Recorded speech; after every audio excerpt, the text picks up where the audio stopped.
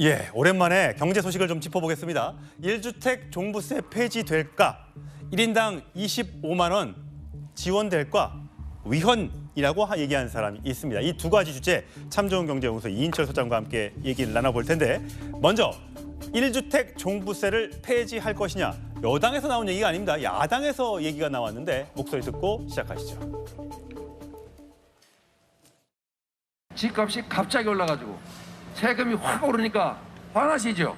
솔직히 화나잖아요. 저도 화나던데.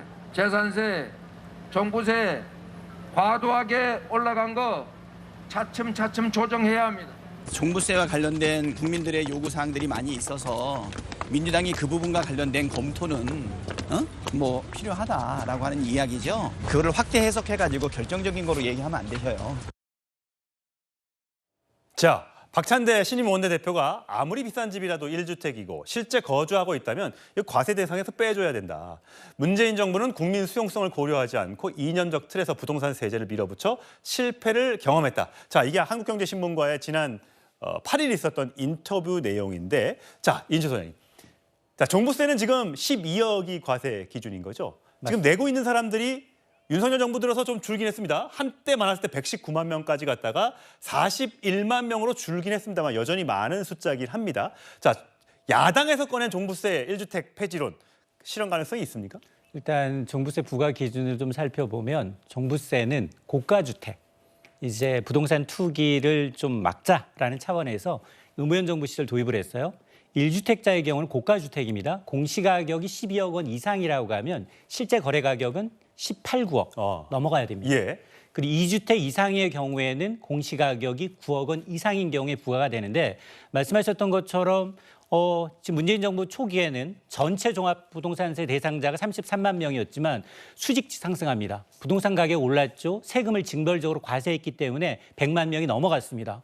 그러고 보니 1%가 아니라 전체 한 3% 수준도 넘어갔거든요. 예. 자, 그러다 보니 지금 특히 1주택자의 경우에는 2017년 저건 전체고요. 예, 전체고요. 3만 6천 명이 실제 고가주택 때문에 이제 종부세를 부과했다면 지금은 이제 윤석열 정부 시절에 거의 반토막이 날 정도로 줄어들었지만 여전히 종부세 부과 대상자가 11만여 명, 전체 27%입니다. 그러니까 집 한 채를 갖고 있는데 나는 연금 갖고 있는데 비싼 집을 갖고 있다는 이유로 연금으로 종부세를 내야 되는 상황입니다. 예, 그러니까 소득이 없는데 연금 정도로 생활을 하고 있는데 종부세 내다가 지금 먹고 살 것도 부족해진다 뭐 이런 뜻이잖아요. 맞습니다. 그래서 지금 정부에서 하는 거지만 아까 하셨다시피 노무현 정부에서 시작됐고 문재인 정부에서 더 강하게 밀어붙였던 정책인데 이거를 이재명 당대표 시절에 만약 폐기하거나 뒷걸음질을 치면 문재인 정부 때 계셨던 분들이나 또 문재인 정부를 지지했던 분들한테는 이게 문재인 지우기냐 또 이렇게 또 해석이 될 수 있는 건 아닙니까? 맞습니다. 1주택 종부세 폐지의 수혜 대상 지역을 보면 속내가 보입니다.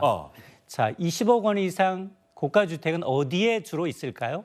강남 3구, 예. 그리고 한강벨트라고 하는 마용성, 마포, 용산, 성동구, 예. 남쪽으로는 여의도, 양천, 동작구에 적게는 2만 명, 3만 명가량이 종부세 대상자입니다. 예. 야, 마용성, 이름만 들어도 민주당이 좀 껄끄러운 지역들이에요. 굉장히 여전히 지금 고가 아파트가 밀집해 있기 때문에 민주당이 지금 고전하고 있는 지역인데 앞으로 점점 더 공시지가는 올라가고 고령화될 텐데 종부세 벨트를 가져와야지만이 선거에 유리하다는 건 삼척 동자도 압니다. 예. 그럼 이게 뇌피셜이냐, 머지않은 미래에 확인이 될 거냐? 심적으로는 이해가 가요. 왜냐하면 문재인 정부 시절 징벌적 과세로 인해서 집값 뛰었고 오히려 민심에 이반하면서 선거에 졌거든요. 예. 그런 아픈 트라우마에 대해서 선긋기 차원은 좋은데 180도 입장을 선회했어요. 자, 그러다 보면 정치적인 이유로 표를 의식해서 임의대로 개편한다?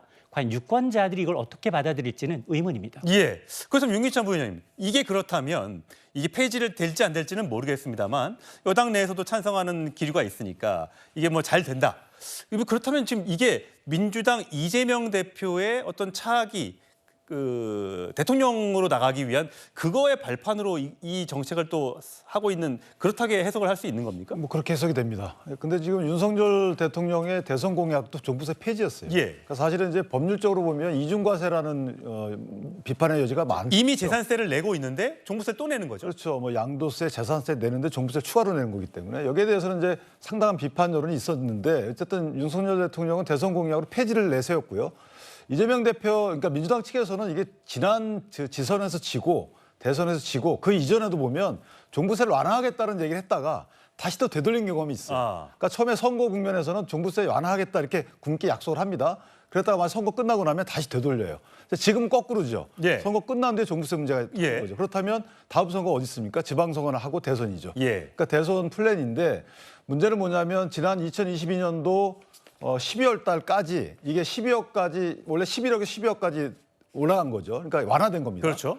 여기까지 갈 때도 민주당은 비협조적이었어요. 그 당시에 국민의힘에서는 수차례 약속을 이행해라라고 했는데 한 7, 8개월 이후에 질질 끌다가 결국 12월 달에 이제 통과돼서 12억으로 된 거죠. 그런 지난 민주당의 행보를 볼 때 저는 개인적으로 지금 간보는 거다라고 봅니다.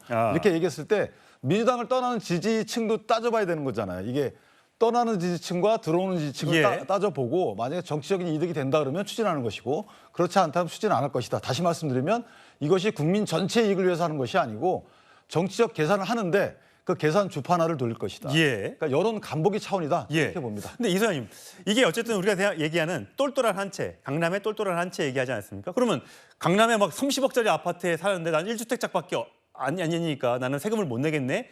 그럼 그분들한테 좋고 오히려 전원주택이라든지 지방에 두 채 갖고 있는데 한 두 개 합해서 한 5월, 6월인데 이분들한테 종부세 내라고 하면 이건 또 혹시 또 역차별되는 거 아니냐? 그리고 또 강남에 그렇게 주택값이 또 그렇게 해서 강남 똘똘한 한 채?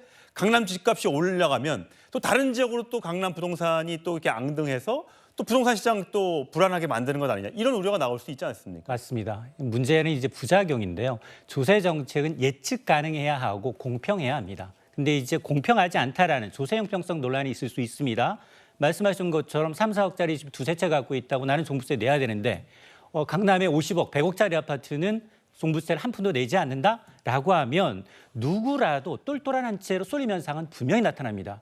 지금도 전국적으로 서울 지역으로만 쏠림 현상이 이제 심화되고 있는 상황에서 지방에서 빠져나와서 서울로 그리고 굉장히 강남 3구로 이제 쏠림 현상이 나타날 수 있고 이러다 보면 돈 많은 사람들의 경우에는 그동안 다주택자들은 다 팔아서 더욱더 이제 똘똘한 한 채로 갈아타게 되면 서울의 인기 부동산 집값은 더 오르고 지방은 더 떨어지는 양극화가 더 심해질 수 있기 때문에 아마 지금 종부세는 사실은 저는 개인적으로는 폐지하되 그러나 글로벌 스탠다드는 뭐냐? 보유세를 강화하고 거래세를 낮춰주는 거예요. 그러다 보니까 재산에 대해서 재산세는 7월과 9월 집 한 채 갖고 있으면 재산세를 냅니다.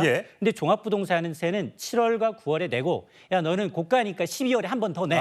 이런 징벌적 성격이 있기 때문에 이걸 고가주택에 대한 재산세율을 올리는 방식으로 하면 되거든요. 그래서 지금 우리는 어떠냐? 우리는 오히려 거래세가 더 높고 그리고 보유세는 낮습니다. 그러니까 전반적으로 보면 이중과세는 피하고 고가주택에 대한 보유세는 늘려야 되는 게 맞습니다. 예.